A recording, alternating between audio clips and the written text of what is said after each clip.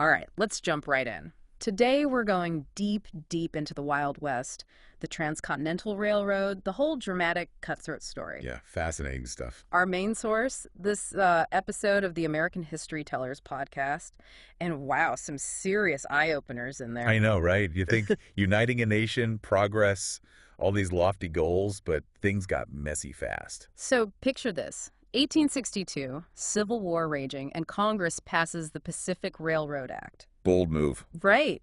Two companies get chartered, the Union Pacific and Central Pacific. Their mission: build this impossible railroad connecting the entire country coast to coast. Audacious doesn't even cover it. Imagine trying to do that in the middle of a war, no less. I know, it's mind-boggling. And the government's all in huge incentives, land grants, bonds, basically throwing money at it. Of course, that's where things get interesting, right? Big money, big opportunity, that's a magnet for a certain type. Oh yeah, cue the villain, Thomas Durant. Right. This guy, Durant, Wall Street through and through, a classic robber baron. Slick, charismatic, could probably charm your socks off. But meanwhile, he's scheming, figure out how to line his own pockets. The podcast had this great anecdote. Durant in the State House, trying to woo some Union general into investing. Yeah. All smiles, promises, guaranteed profits. You can practically hear the fine print screaming, "Run!" I bet that steak dinner wasn't exactly by the book. Not even close. Durant, he was famous for, well, bending the rules, breaking them even. Take how he gained control of the Union Pacific. Go on. Strawman buyers, basically fake investors, so he could amass way more stock than allowed. Playing the system before the first rail's even down. So not just about building a railroad, but power, money. Durant was looking out for number one. 100%. It shows you the dark side of this whole grand project, right? Durant's goal, a railroad that make him filthy rich. And the government, unintentionally, made it worse. Their focus. Miles of track laid, that's all they cared about. Perfect setup for Durant's schemes. Absolutely. And it wasn't smooth sailing from the get-go for the Union Pacific either. Even figuring out where to start building was a mess. Yeah, President Lincoln chose Council Bluffs, Iowa, right. As the eastern terminus.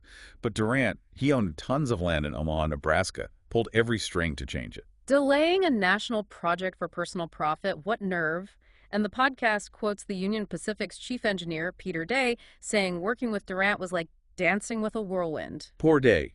So talented, but constantly butting heads. Infuriating, seeing this vision held hostage by one man's greed. And then, the Oxbow incident. The Oxbow. Remind me what happened there. Okay, so the railroad, it's supposed to go straight, relatively. Durant orders a survey, adds 9 extra miles to the road. Why? He owns land along that new route. So, not incompetence, pure manipulation. Exploiting the government, they paid per mile of track built.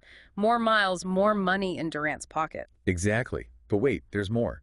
To maximize the profits, he creates this sham company, Credit Mobilier. This is getting good. Basically a way to inflate prices, siphon government funds back to himself and his buddies, legalized robbery, plain and simple. Hold on. He was profiting even if the railroad didn't get finished. That's next level. Did he even want it to succeed? It makes you wonder, right? Was it about the railroad or just a get-rich-quick scheme? His actions, well, they raise some serious doubts. While all this is going on, the Central Pacific, they're dealing with a whole other set of headaches over on the West Coast. Yeah, remember, their task, laying track through the Sierra Nevada mountains. Daunting's an understatement. And on top of that, labor shortage. It was the gold rush. Finding workers who'd rather lay track than chase gold, that had to be tough. Right. They tried using Irish workers, but a lot of them, well, they ditched the hard labor for the gold fields. Can't really blame them. So you've got the Central Pacific battling the terrain, A&D, the spirit of the times. Talk about pressure. Yeah, tough spot. And that's where Charles Crocker comes in, the construction chief, and his crew boss, this tough-as-nails guy, James Harvey Strobridge. Eye patch and all, right? The podcast described him perfectly. Strobridge, he wasn't keen on Chinese laborers, thought they were weak, not up to the task. Reflects the prejudice of the time, unfortunately. Sadly, yeah. But Crocker, he was desperate, convinced Strobridge to try it out. A trial run with 50 Chinese workers. And that, as they say, changed everything. Game changer. Those 50 workers, they blew everyone's expectations out of the water. Hardworking, efficient, incredibly resilient. The podcast even mentioned their diet, garlic, seaweed, peanut oil, confused the heck out of the Irish workers. A little cultural clash there, but it shows you something important about the Chinese workers. Adaptable, resourceful, thriving in a completely new environment. Crocker, he was sold, hired thousands more. They became the backbone of the Central Pacific. Speaks volumes about their strength, skill, and perseverance. Not just the physical challenges, but the prejudice, too. We're talking about blasting through mountains, carving ledges on cliffs, constant danger. And they were innovative, too. Oh yeah, the basket lowering technique. Lowering workers in baskets to drill holes for explosives. Crazy. It captures the audacity, the sheer danger of this whole project. And the scale, using more blasting powder in a week than both armies at Antietam combined. Mind-blowing, right? We see the Transcontinental Railroad, the symbol of progress, but we forget the human cost, the effort, the sacrifice. Things are getting serious now. 1867, the stakes are higher, more competition, and the challenges, well, they're getting bigger too. It sounds like we're about to witness things escalate quickly. The nation's looking for unity after the Civil War. They see this railroad as a sign of progress, healing. But behind the scenes, it's a different story altogether. Right. The nation saw unity, but it was a fierce rivalry between the Union Pacific and the Central Pacific. And remember, Congress changed things in 1864 with the Pacific Railroad Act. They added those financial incentives for each mile of track laid, didn't they? Yeah, turning the project into a race, a high-stakes one. So that's why they're cutting corners, rushing things. It's not just national pride, it's about the money. Yeah. Didn't that undermine the idea of a unified project, though? It's a good point. A classic example of government policies backfiring, even with good intentions. Speed and profit.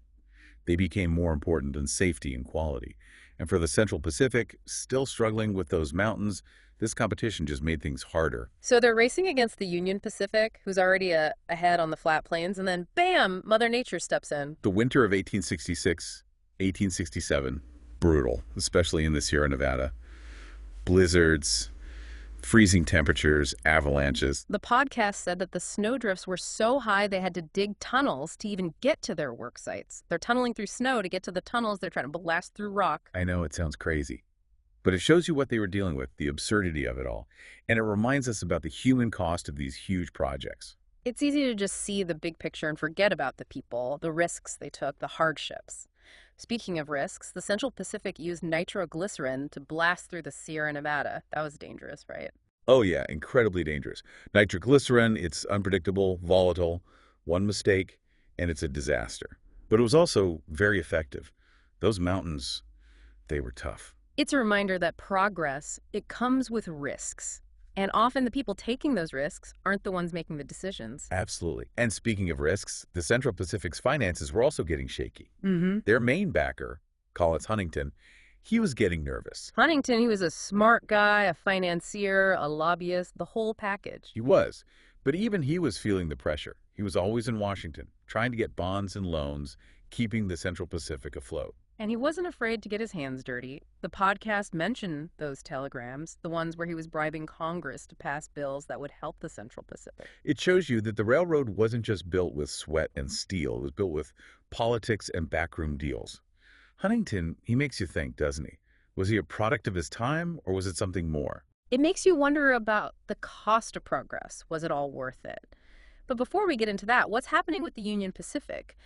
They're making progress, but it wasn't all easy. They were running into a different problem. Resistance from Native American tribes. The railroad, it was cutting through their land. Yeah, the podcast focused on the Cheyenne, the Sioux, and the Arapaho. They were already dealing with westward expansion, the army taking their land, broken treaties, relocation, violence. And for those tribes, the railroad, it was just another intrusion. Another sign of the white man taking over. Their resistance, it makes sense. It wasn't just peaceful resistance either. They raided work camps, attacked trains, sabotaged telegraph lines. It must have been terrifying for the railroad workers. Definitely. The Union Pacific, they had to rely on the Army for protection. It basically turned building the railroad into a military operation. You have this idea of national unity, but in reality it's conflict and people being forced from their homes. Progress, it always seems to come at a cost, doesn't it? And it's often the most vulnerable who pay that cost. But the Union Pacific, they kept going, led by their new chief engineer, Grenville Dodge. Dodge, now there's an interesting guy, engineer, Civil War veteran, a man who represented the struggles of the time. He understood the importance of the railroad, but he also understood the consequences. The podcast said he was torn between building the railroad and sympathizing with the Native Americans, a man caught in the middle. A perspective we don't often hear, it makes the story more human.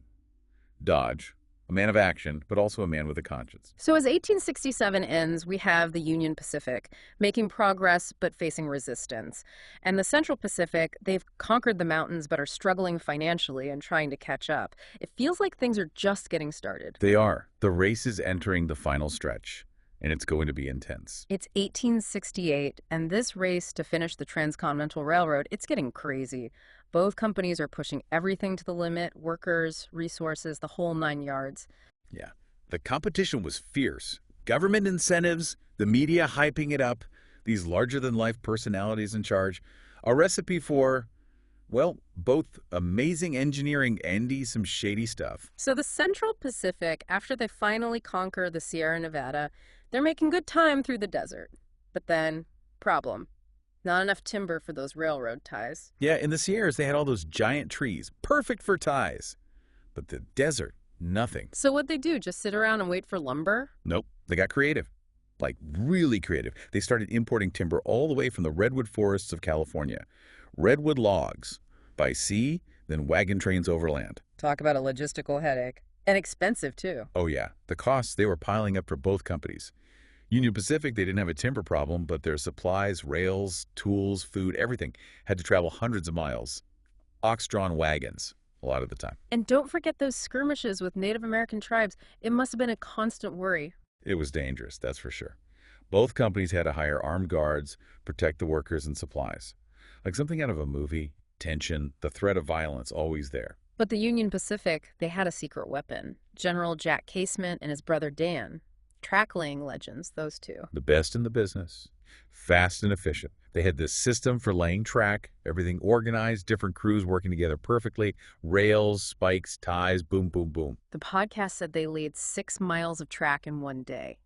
6 miles. I can't even imagine how they did that. It's incredible, isn't it? Shows their leadership, organization, and the hard work of all those men. But even with all that efficiency, the pressure to win, it pushed both companies to cut corners. The podcast mentioned that the Central Pacific, they started using shorter rails, trying to lay more track than the Union Pacific. Pretty risky, right? Very risky. Shorter rails mean a rougher ride, could even cause derailments. But they were so focused on winning, on those miles, they didn't care about safety. This competition, it really messed up their priorities. It wasn't about national pride anymore. It was greed, ego. And the government, paying them by the mile, they just made it worse. Totally. It encouraged them to cheat. And they both did. The Union Pacific, the Central Pacific, they were both inflating their mileage reports, claiming to lay more track than they did, all to get more money from the government. It's amazing how they got away with it. But I guess it was a different time. No one was really watching. It shows you, even with good intentions, things can go wrong. Greed, ambition, it can corrupt anything. But in all of this, there was also this feeling of achievement. Something big was happening. As the two lines got closer, the whole country was watching, waiting for that moment when the East and West would finally be connected. It was a huge deal. Yeah. Newspapers everywhere were giving updates every day. People were excited, even with all the scandals and problems. There was a sense of pride. And then May 10th, 1869, at Promontory Summit, Utah, it happened. The Golden Spike, uniting the nation. It must have been an incredible moment. It was. A triumph, a celebration of human ingenuity, perseverance. But we can't forget the cost. The workers who were exploited, the Native Americans who were displaced, the damage to the environment. It's a story with so many sides, isn't it? Ambition, greed, innovation, exploitation, unity, but also division. It's complicated, just like history always is. The Transcontinental Railroad, it was an amazing accomplishment, but it represents its time, too, a time of growth, expansion, and, well, a lot of unchecked capitalism. What does it all mean, then? What can we learn from all of this? I think it shows us that we can achieve big things, but there's always a price. And it's important to look at history from all sides, not just the victories, but the sacrifices, the injustices. It's a story that still matters today. We're still dealing with the effects of westward expansion. We're still trying to figure out how to build big projects in a way that's fair and sustainable. The Transcontinental Railroad, it was a turning point in American history. And it's full of lessons that are still important today. It's about ambition, innovation, that human desire to connect, to explore. But it's also about the problems of progress, the things we don't expect, and remembering the people whose stories get lost along the way. Well, that brings us to the end of the line for our deep dive into the Transcontinental Railroad. But like we always say, the journey doesn't stop here. Keep exploring these stories, dig deeper, think about what it all means. The past, the present, the future, it's all connected.